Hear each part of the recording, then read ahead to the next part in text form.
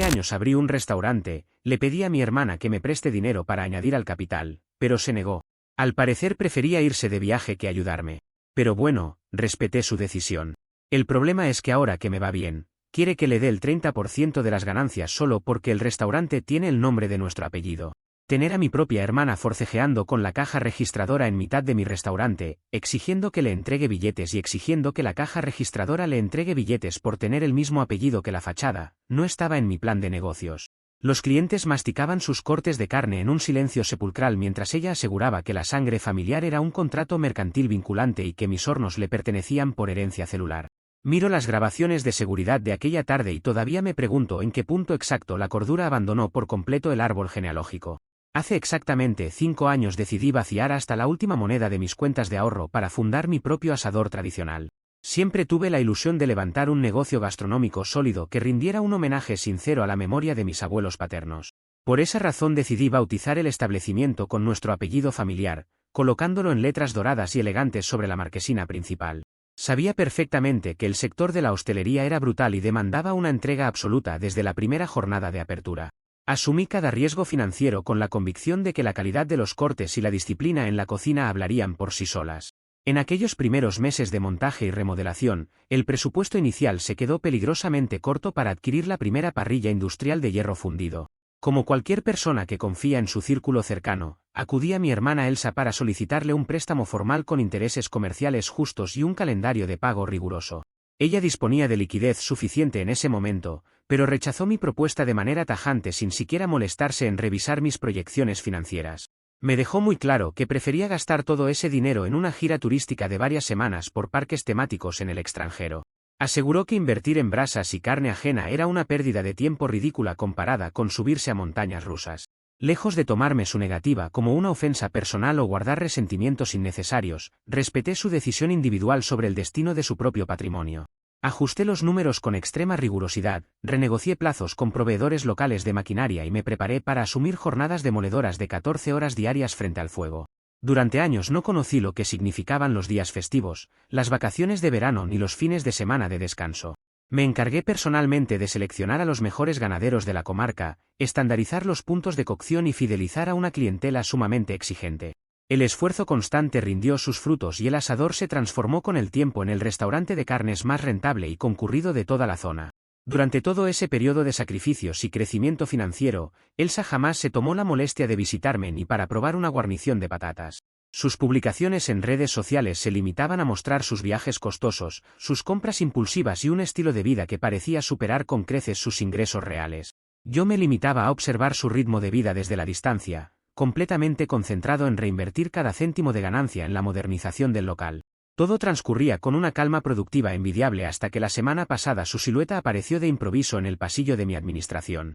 Entró sin saludar a la recepcionista, empujando la puerta de mi despacho con una familiaridad impostada que encendió de inmediato todas mis alarmas. Vestía como si fuera a presidir una junta de accionistas de una multinacional y llevaba bajo el brazo una libreta de tapa dura repleta de anotaciones desordenadas. Se acomodó en el sillón frente a mi escritorio sin esperar invitación y comenzó a felicitarme con un tono cargado de condescendencia forzada. Mencionó lo sorprendida que estaba por ver el aparcamiento lleno en un día laborable y lo cotizadas que estaban nuestras mesas principales. Sonreí con prudencia mientras esperaba que me explicara el verdadero motivo de su repentina visita tras años de silencio absoluto. No tardó ni 3 minutos en soltar la premisa más extravagante que jamás había escuchado en toda mi trayectoria profesional.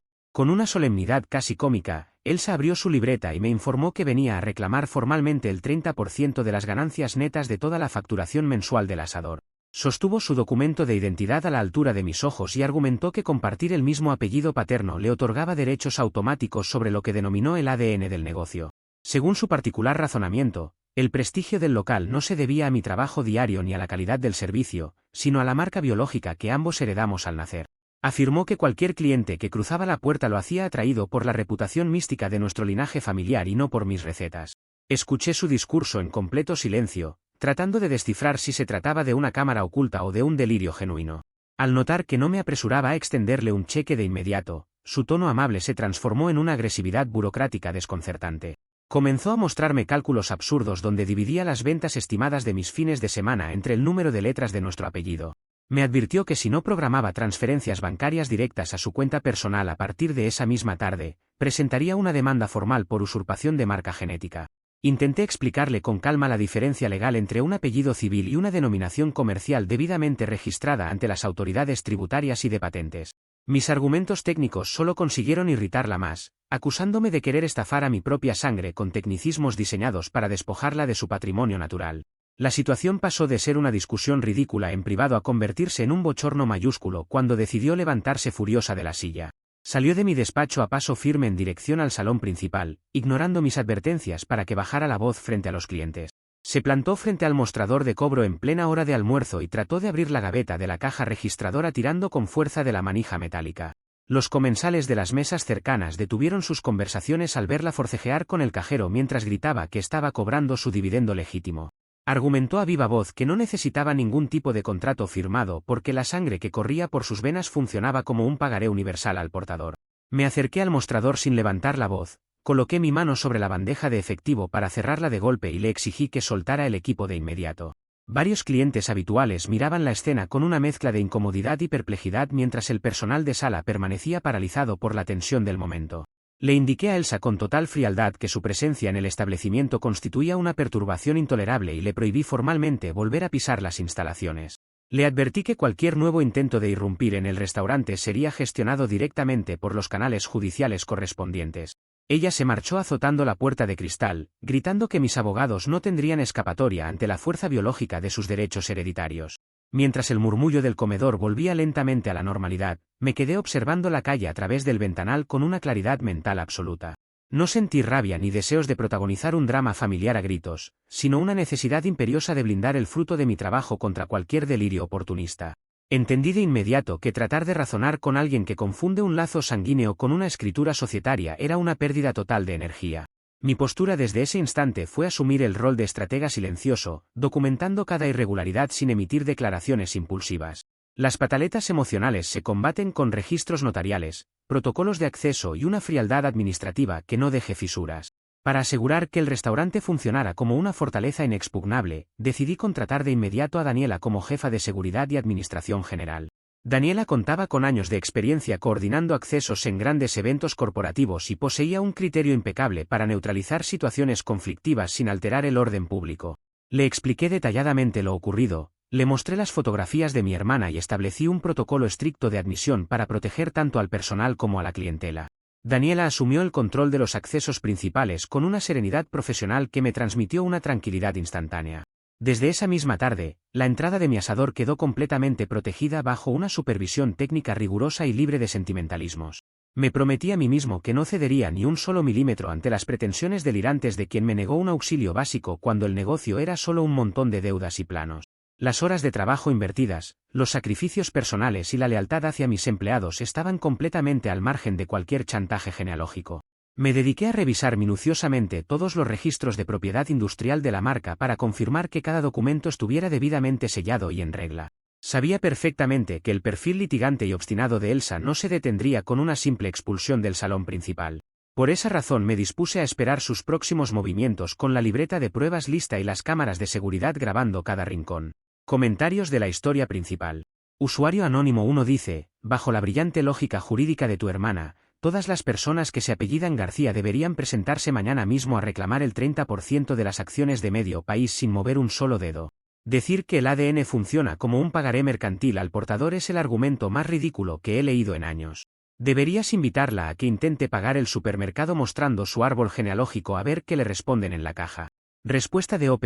Cuando necesité capital real para comprar la primera parrilla, su ADN prefirió comprar billetes para subirse a montañas rusas en el extranjero en lugar de asumir el más mínimo riesgo. Ahora que el restaurante genera beneficios diarios gracias a 14 horas de trabajo al día, resulta que sus cromosomas exigen dividendos automáticos. Las marcas se construyen con registros mercantiles e inversión, no con la libreta de notas de una turista que descubrió el árbol genealógico hace una semana. Usuario anónimo 2 dice, ese intento desesperado de forzar la caja registradora en pleno servicio huele a kilómetros de distancia. Una persona no monta semejante escándalo público a menos que tenga deudas acumuladas de sus viajes que no puede pagar y haya visto tu restaurante como su cajero automático privado. Si no la frenas en seco, la próxima semana se presentará con un cerrajero para cambiar la cerradura del almacén. Respuesta de OP. No descarto en absoluto esa hipótesis financiera. considerando el nivel de desesperación que demostró al tironear del cajón del efectivo frente a los comensales. Por ese motivo la incorporación de Daniela en la administración y control de accesos fue una medida logística inmediata antes de que a Elsa se le ocurriera llevarse los datáfonos bajo el brazo. En este negocio cada euro está auditado y las fantasías recaudatorias se quedan en la acera. Actualización 1. Ha pasado un mes desde la última actualización y el restaurante parecía haber recuperado su ritmo habitual de trabajo gracias al filtro de seguridad implementado. Las reservas del fin de semana estaban completas y la cocina operaba a máxima capacidad durante el servicio de almuerzo del sábado. Yo me encontraba en mi oficina revisando los albaranes de los proveedores de ternera cuando escuché una conmoción inusual proveniente del pasillo de servicio. Salí con rapidez hacia el área de cocina y me encontré con un cuadro que desafiaba cualquier estándar de higiene y cordura operativa. Elsa había logrado burlar el portón de carga aprovechando la descarga de un camión de verduras. Entró en el área de fuegos vistiendo guantes de látex quirúrgicos de color azul brillante y una bata blanca que parecía haber comprado en una farmacia de guardia. Llevaba una báscula digital de cocina bajo el brazo izquierdo y una bolsa de tela cargada con recipientes plásticos de almacenamiento. Los cocineros sostenían sus cuchillos en el aire, completamente estupefactos ante la intrusa que caminaba entre los fogones con total naturalidad. Se detuvo frente a la mesa de despiece donde el parrillero jefe cortaba chuletones madurados para la comanda de la sala principal.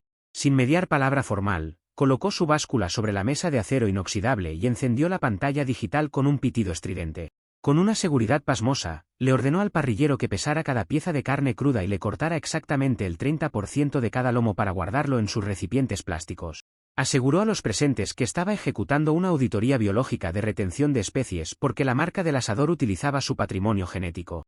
No conforme con el desconcierto general de la brigada, se dirigió a la estación de pastelería donde el personal guardaba el bote de propinas voluntarias del equipo. Intentó destapar el frasco de cristal afirmando que las propinas eran un excedente directo de la reputación de su apellido y le correspondían por derecho sucesorio. El parrillero jefe me miró buscando instrucciones mientras sostenía un filete de casi 1 kilo en la mano. Antes de que la situación pudiera escalar a un accidente con los fogones encendidos, Daniela apareció en la cocina con una serenidad admirable y una firmeza impecable. Se posicionó con total calma entre Elsa y la mesa de trabajo, bloqueándole físicamente el paso hacia los estantes de suministros sin necesidad de recurrir a la violencia. Con voz neutral pero contundente, le informó que estaba violando normativas sanitarias graves al ingresar sin cofia ni calzado de seguridad a un área de manipulación de alimentos. Daniela la tomó suavemente del antebrazo con un agarre profesional y comenzó a guiarla hacia la puerta de salida trasera sin alterar el servicio de comandas. Elsa forcejeaba tratando de no soltar su báscula digital, gritando que estábamos reteniendo carne que le pertenecía por linaje directo. Una vez que Daniela logró escoltarla fuera del edificio y cerrar el portón con llave de seguridad, pensamos que el incidente del día había concluido de forma definitiva. Sin embargo, Elsa no tenía la más mínima intención de retirarse a su casa a reflexionar sobre su conducta. Apenas 10 minutos después, los camareros de sala me alertaron de que una multitud de curiosos se estaba congregando justo en la entrada principal del local. Me asomé discretamente por los ventanales para evaluar el panorama y descubrí la nueva maniobra logística de mi hermana. Había instalado una mesa plegable de camping justo en el centro de la acera pública, a 2 metros de nuestras puertas. Junto a su mesa colocó una pizarra gigante con caballete, de esas que se utilizan para conferencias escolares, escrita con rotuladores fluorescentes de varios colores. En el encabezado se leía en letras mayúsculas la frase, peaje de linaje obligatorio por uso de apellido histórico. Elsa se había sentado en una silla de lona con una libreta de recibos genéricos comprada en una papelería y una riñonera colgada al pecho. Cada vez que una pareja o una familia se acercaba a las puertas de mi restaurante para disfrutar de su reserva, ella se levantaba con ademanes teatrales para cortarles el paso. Les exigía el pago de una tasa adicional en efectivo antes de permitirles tocar el picaporte de la entrada. Varios clientes habituales ingresaron al vestíbulo visiblemente incómodos, desconcertados y molestos por el interrogatorio al que acababan de ser sometidos en la vía pública. Elsa les había advertido a viva voz que si comían en el asador sin pagar su arancel personal, se convertían en cómplices directos de un delito de despojo familiar continuado. Una pareja de ancianos que celebra sus aniversarios con nosotros desde hace 4 años entró temblando, temiendo que la mujer de la acera llamara a la policía por culpa de su almuerzo. La tensión en la sala comenzaba a afectar la experiencia gastronómica y el ambiente de tranquilidad que tanto trabajo me había costado consolidar. La recepcionista no daba abasto intentando calmar a los comensales que preguntaban si el restaurante estaba intervenido judicialmente. Muchos en mi lugar habrían salido a la acera a gritarle, volcarle la mesa de camping o enfrascarse en un forcejeo vergonzoso frente a los teléfonos móviles de los transeúntes. Yo decidí mantener una disciplina absoluta y actuar estrictamente dentro del marco de la recolección estratégica de pruebas fehacientes. Le pedí a Daniela que no interviniera físicamente en la calle para evitar cualquier acusación falsa de agresión por parte de mi hermana. Me dirigí a la sala de servidores y me aseguré de que las cámaras exteriores de alta definición estuvieran grabando cada interacción en tiempo real y con audio nítido. Cada gesto, cada cobro intentado y cada interrupción a los clientes quedaba registrado con marca de tiempo precisa en el disco duro. Salí discretamente al comedor con una carpeta de anillas para conversar en persona con los clientes que habían sido abordados en la entrada por Elsa. Con un tono sumamente calmado, les ofrecí una disculpa sincera por el inconveniente y les pedí que me relataran con exactitud las palabras que aquella mujer les había dicho en la acera. 4 mesas distintas aceptaron redactar y firmar breves declaraciones testimoniales donde describían las exigencias de dinero en efectivo y las acusaciones de complicidad delictiva que sufrieron al intentar entrar. Esos testimonios de terceros, ajenos al conflicto familiar, tenían un valor probatorio incalculable ante cualquier tribunal de justicia. Daniela redactó paralelamente un informe detallado sobre la invasión no autorizada a la cocina y el riesgo sanitario que representó la báscula digital. Elsa permaneció en su puesto de camping durante casi 4 horas, hasta que la afluencia del almuerzo disminuyó y el calor de la tarde comenzó a incomodarla. Recogió su pizarra, guardó su talonario de recibos completamente en blanco y se marchó lanzando miradas desafiantes hacia los ventanales de nuestra fachada. No recaudó un solo céntimo, pero logró generar un registro visual y testimonial contundente sobre sus actividades de hostigamiento sistemático. Mi personal de cocina limpió y desinfectó cada superficie que ella rozó con sus guantes de látex para garantizar la máxima seguridad alimentaria.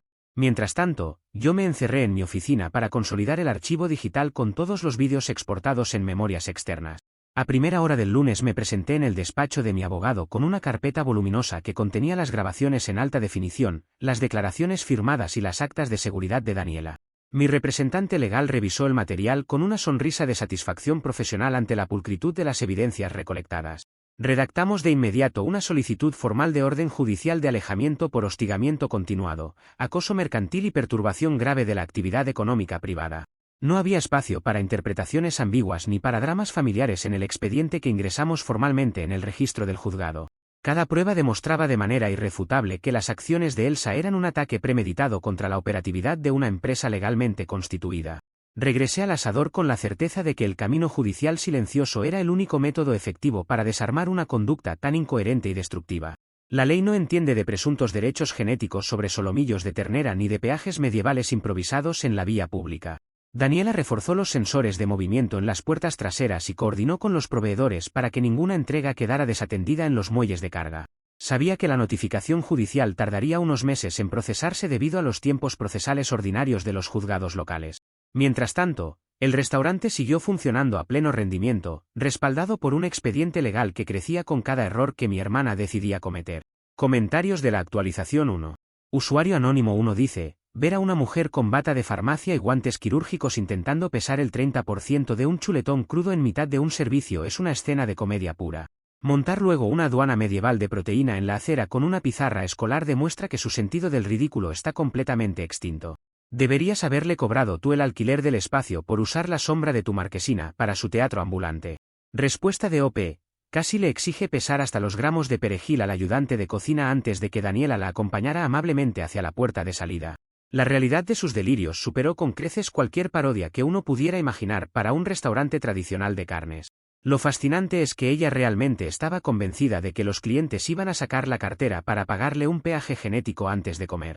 Usuario anónimo 2 dice: entiendo que quieras mantener la calma y seguir la vía judicial, pero tener a esa mujer espantando reservas en la puerta principal te está costando dinero real y reputación.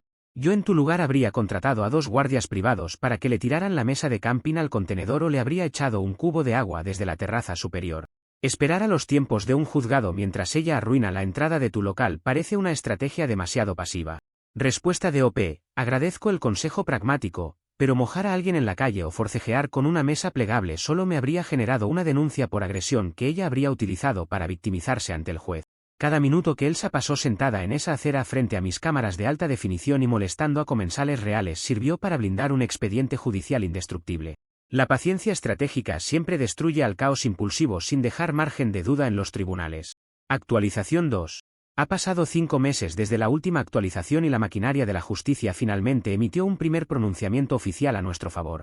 El juzgado de primera instancia dictó una orden cautelar de alejamiento que le prohibía a Elsa acercarse a menos de 50 metros del perímetro de mi restaurante y de mi persona.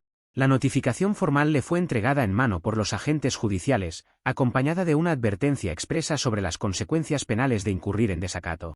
Durante varias semanas disfrutamos de una paz laboral absoluta, con el comedor lleno y los empleados trabajando sin el temor de ver aparecer batas quirúrgicas en los pasillos. Sin embargo, subestimé la capacidad de Elsa para reinterpretar las leyes espaciales a través de su particular lógica retorcida.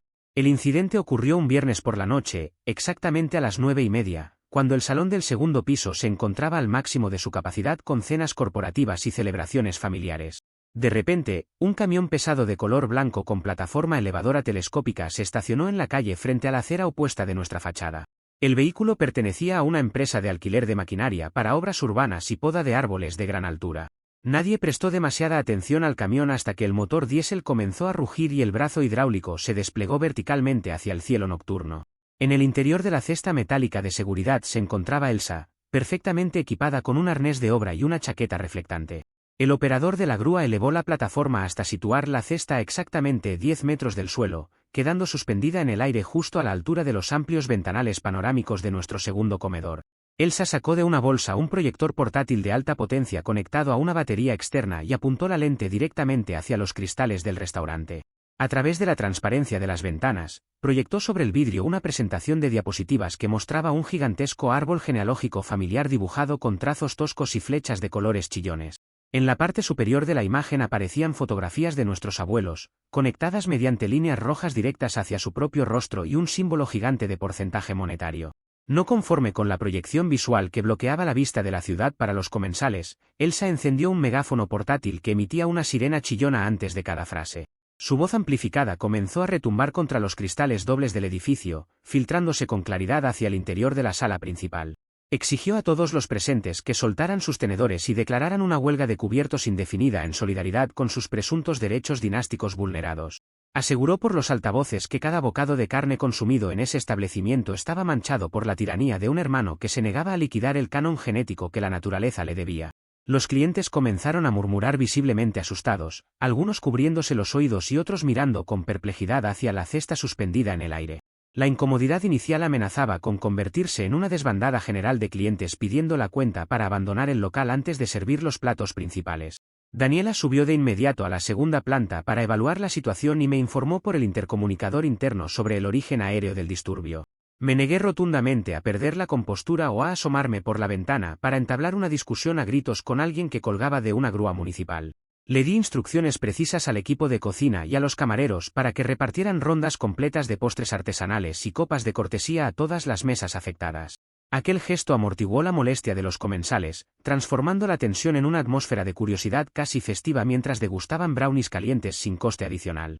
Mientras el personal atendía a los clientes en el salón, yo me encerré en mi despacho para gestionar la respuesta institucional con absoluta frialdad. Me comuniqué directamente con la central de la Policía Municipal y con la Jefatura de Bomberos, informándoles sobre la existencia de una orden de alejamiento judicial vigente que estaba siendo vulnerada mediante maquinaria pesada. Les expliqué con precisión que un vehículo industrial no autorizado estaba bloqueando un carril de circulación pública y operando una plataforma telescópica sobre una zona peatonal transitada sin los permisos municipales pertinentes. Daniela se encargó paralelamente de salir a la acera con su teléfono móvil para registrar en vídeo de alta resolución la matrícula del camión, los logotipos de la empresa de alquiler y la posición exacta de Elsa en la cesta. La respuesta de los servicios de emergencia fue impecable y tomó por sorpresa a mi hermana en medio de su discurso sobre el árbol genealógico. En menos de 15 minutos, 2 patrullas de la policía local y un camión de bomberos con las luces de emergencia encendidas bloquearon la calle, cercando al camión de la grúa por ambos extremos. Los agentes le ordenaron de inmediato al conductor que apagara el motor diésel y descendiera de la cabina con la documentación técnica de la maniobra. Al comprobar que no contaban con autorización de ocupación de vía pública ni plan de seguridad para trabajos en altura, los bomberos tomaron el control de los mandos manuales de la plataforma. La cesta comenzó a descender lentamente mientras Elsa intentaba seguir hablando por el megáfono con la batería casi agotada. Una vez que la cesta tocó el suelo de la acera, los agentes de policía la combinaron a salir del compartimento metálico para proceder a su identificación formal.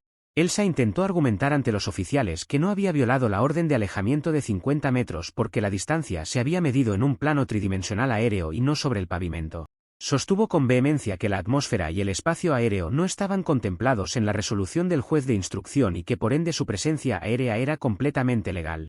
Los agentes escucharon sus explicaciones con evidente incredulidad antes de solicitarle que apagara el megáfono y guardara el proyector en su funda.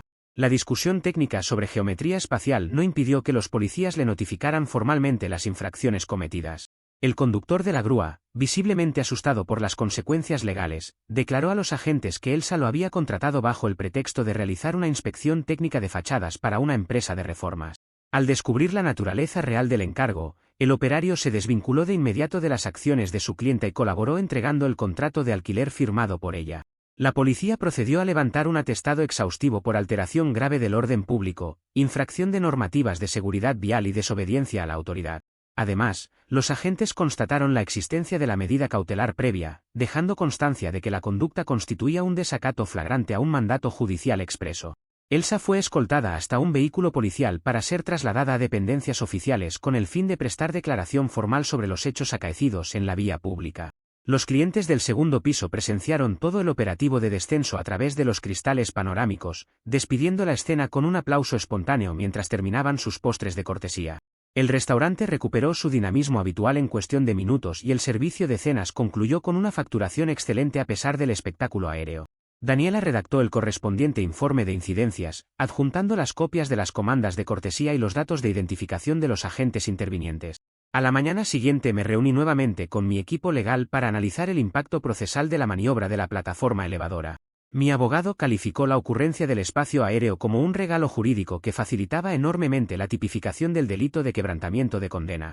Procedimos de inmediato a presentar una ampliación formal de la demanda civil, incorporando los costes de los postres ofrecidos a los clientes y los daños morales ocasionados a la reputación comercial del asador.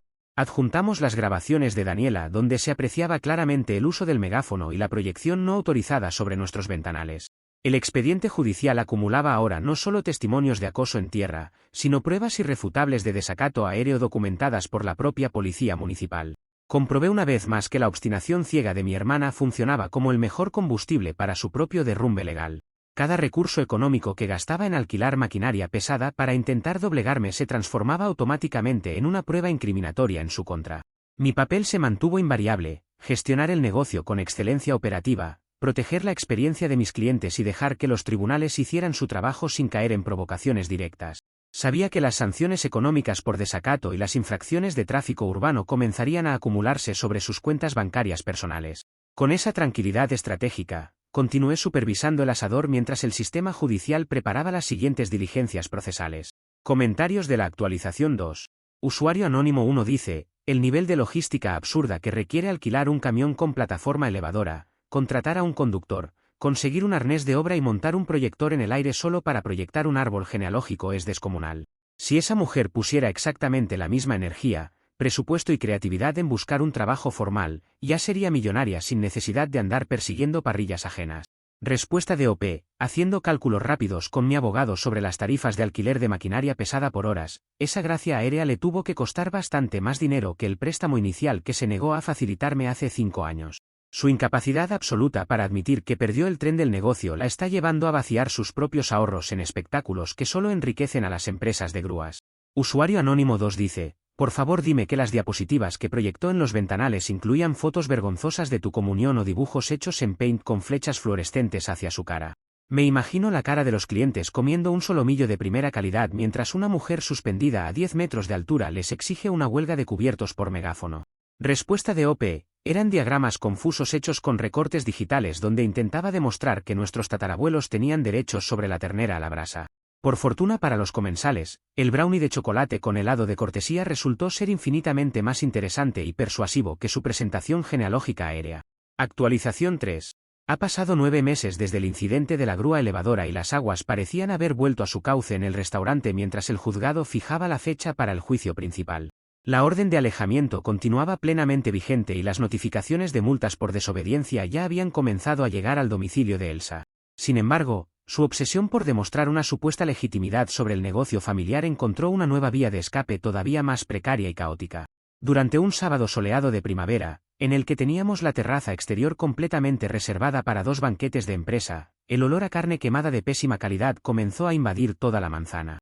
Daniela salió a inspeccionar el origen del humo denso y regresó a mi oficina con una expresión que mezclaba incredulidad y alarma sanitaria. Al salir a la entrada principal descubrí que Elsa había montado una especie de restaurante espejo clandestino justo en la acera de enfrente, a unos 15 metros de distancia pero fuera del local físico. Había colocado en el suelo una piscina inflable infantil de plástico azul con dibujos de animales marinos, utilizándola como base para instalar 3 parrillas portátiles de carbón vegetal. Dentro de la piscina, sobre el plástico expuesto al calor de las brasas, cocinaba salchichas industriales de bajo coste y cortes grasientos de cerdo sobre rejillas ennegrecidas. Detrás de su instalación colgaba una pancarta de tela deshilachada con el lema pintado a mano: el auténtico asador del apellido con ADN legítimo y tradición pura. Elsa llevaba puesto un delantal manchado de hollín y un sombrero de paja, presentándose ante los transeúntes como la verdadera dueña histórica de las recetas de nuestra familia. Su estrategia comercial consistía en cruzar la calle cada vez que un grupo de personas se aproximaba a nuestra entrada para arrebatarles las cartas que Daniela les ofrecía amablemente.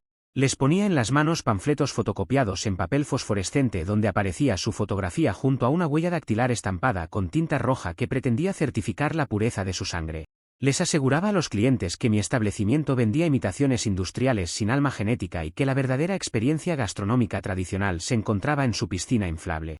Para agravar aún más la situación y garantizar que nadie pudiera comer en paz en nuestra terraza, Elsa había contratado a una batucada callejera compuesta por 4 músicos aficionados con tambores desafinados. Les dio instrucciones expresas de tocar a un volumen ensordecedor cada vez que Daniela o los camareros salían a acomodar a los comensales en las mesas exteriores. El ruido de los tambores retumbaba en toda la calle, impidiendo mantener cualquier conversación normal a menos de 10 metros a la redonda. El humo denso y grasiento proveniente de sus parrillas bajas comenzó a desplazarse directamente hacia nuestra terraza debido a la corriente de aire de la tarde. El olor a embutido quemado y plástico caliente resultaba completamente insoportable para cualquiera que intentara disfrutar de una comida de calidad. El impacto económico de su maniobra no tardó en manifestarse de manera directa y cuantificable en nuestra facturación del día. 2 reservas corporativas importantes, compuestas por 12 directivos que planeaban cerrar un acuerdo comercial en nuestra terraza, decidieron cancelar sus servicios al no poder tolerar el estruendo de los tambores ni la humareda. Los organizadores me explicaron con pena que el ambiente parecía una feria clandestina sin control y que no podían mantener una reunión ejecutiva bajo esas condiciones acústicas. Aquella cancelación representó una pérdida económica directa de casi 2.000 euros en una sola tarde de trabajo. Mis camareros estaban furiosos y me pedían autorización para cruzar la calle a apagar las brasas con extintores de incendios. Nuevamente mantuve una calma absoluta y les prohibí terminantemente cruzar la calzada o entrar en cualquier tipo de provocación física con mi hermana o con los músicos contratados. Aquella escena lamentable no requería confrontaciones callejeras, sino la intervención contundente de las autoridades de control sanitario y fiscalización urbana. Me dirigí a mi despacho para redactar una denuncia de emergencia ante la Consejería de Salud Pública y la Brigada de Inspección Sanitaria Municipal. Solicité una intervención urgente por venta no autorizada de alimentos perecederos sin refrigeración en la vía pública, manipulación cárnica sobre material plástico inflamable y riesgo biológico evidente. Paralelamente, contraté los servicios de un perito acústico certificado con sonómetro homologado para medir los decibelios emitidos por la batucada frente a nuestra terraza. El perito acústico llegó en menos de media hora y comenzó a registrar mediciones técnicas oficiales desde 3 puntos distintos de nuestra fachada y comedor exterior. El informe pericial arrojó niveles de ruido que superaban en más de 25 decibelios los límites máximos permitidos por la Ordenanza Municipal de Convivencia Ciudadana. Con ese documento técnico en mano y las pérdidas de las reservas debidamente cuantificadas en el sistema de facturación, llamé a la Comisaría Central de la Policía. Minutos después, 2 furgones de la Policía Municipal y un vehículo rotulado del Cuerpo de Inspectores Sanitarios se presentaron en la calle con las sirenas apagadas. El operativo coordinado rodeó de inmediato la instalación de la piscina inflable antes de que Elsa pudiera recoger sus pertenencias. La jefa de la brigada sanitaria se acercó a las parrillas portátiles y su expresión facial reflejó un horror profesional absoluto ante lo que estaba presenciando. Comprobó que Elsa almacenaba decenas de kilos de embutidos y vísceras crudas dentro de cajas de cartón apoyadas directamente sobre el asfalto caliente, sin ningún tipo de hielo ni equipo de refrigeración portátil. La temperatura ambiente superaba los 26 grados y la carne comenzaba a presentar signos evidentes de descomposición y atracción de insectos. La inspectora le ordenó apagar el fuego de inmediato advirtiéndole que la manipulación de alimentos en esas condiciones constituía un delito grave contra la salud pública con riesgo de intoxicación masiva. Los agentes de policía procedieron a identificar a los integrantes de la batucada, quienes al ver llegar a las patrullas dejaron de tocar los tambores y admitieron que habían sido contratados sin contrato formal. Elsa intentó encararse con la inspectora sanitaria, esgrimiendo sus folletos manchados con tinta roja y argumentando que su linaje la eximía de poseer carnets de manipulador de alimentos o licencias de apertura. La jefa de inspectores no toleró sus explicaciones y procedió a redactar un acta fulminante de clausura e incautación preventiva por infracción sanitaria de máxima gravedad. Los operarios municipales confiscaron las 3 parrillas, las cajas de carne en mal estado y la pancarta publicitaria para su posterior destrucción en vertederos autorizados. La policía notificó a Elsa la apertura de diligencias judiciales por ocupación no autorizada de la vía pública, realización de actividades comerciales clandestinas y desacato reiterado a las órdenes de alejamiento vigentes. Mi hermana contempló con lágrimas de furia cómo los agentes arrojaban sus salchichas quemadas dentro de bolsas de basura industrial mientras los transeúntes grababan la escena con sus teléfonos. Daniela se encargó de facilitar a los agentes los datos de nuestro peritaje acústico y las grabaciones de seguridad donde se apreciaba a Elsa arrebatando las cartas a nuestros comensales. Los inspectores de salud dejaron constancia escrita de que el expediente sería derivado directamente a la Fiscalía Provincial debido a la gravedad de los riesgos biológicos constatados. Esa misma tarde, mi abogado incorporó el acta sanitaria oficial y el informe pericial del sonómetro a la causa principal que ya tramitaba en los juzgados de instrucción. La estrategia de Elsa de montar un puesto callejero para desafiar mi negocio se convirtió en el clavo definitivo que cerró su ataúd judicial y administrativo. Ya no se trataba únicamente de un conflicto civil por uso de marca o de un acoso familiar menor, sino de un cúmulo de infracciones administrativas y presuntos delitos contra la salud comunitaria. Las indemnizaciones que solicitaríamos en el juicio principal cubrirían con creces las pérdidas de las reservas canceladas gracias a las pruebas contables aportadas. Regresé a la terraza para supervisar el servicio de cenas, sintiendo que el desenlace de esta pesadilla estaba finalmente a la vuelta de la esquina. Comentarios de la actualización 3. Usuario anónimo 1 dice, montar 3 parrillas de carbón dentro de una piscina inflable de plástico en mitad de la acera y repartir panfletos con huellas dactilares rojas parece una parodia de feria clandestina. Intentar competir contra un asador profesional de primer nivel vendiendo salchichas tibias sobre asfalto recalentado es el nivel más bajo de desesperación comercial que he visto. El inspector de sanidad debió de necesitar terapia después de ver ese espectáculo biológico. Respuesta de OP. El inspector de salud casi sufre un colapso cuando vio las cajas de embutidos crudos reposando al sol sobre el suelo a 26 grados de temperatura sin un solo gramo de hielo. Lo más satisfactorio de todo fue que no tuve que cruzar la calle ni pronunciar una sola palabra para que ella solita se entregara a las autoridades sanitarias con las manos en la masa. Su propia necedad le sirvió en bandeja a la fiscalía un expediente penal impecable. Usuario anónimo 2 dice, esta historia me recuerda inevitablemente a un primo mío que intentó vender pasteles caseros dentro de cajas de zapatos justo en la puerta de la pastelería de mi tío para demostrar que él también tenía mano para el azúcar. Terminó intoxicando a su propio perro y teniendo que pagar las multas de sanidad con los ahorros de toda su vida. Hay parientes que prefieren arruinarse antes que admitir que no tienen el talento ni la disciplina que requiere montar una empresa real. Respuesta de OP. Es impresionante cómo la envidia ciega a ciertas personas hasta hacerles creer que asar embutidos baratos en una piscina inflable infantil representa una jugada maestra de competencia corporativa. Al final la disciplina de trabajo y el respeto por los procedimientos legales siempre prevalecen sobre las fantasías de quienes pretenden cosechar el fruto de árboles que jamás se molestaron en regar. Actualización 4.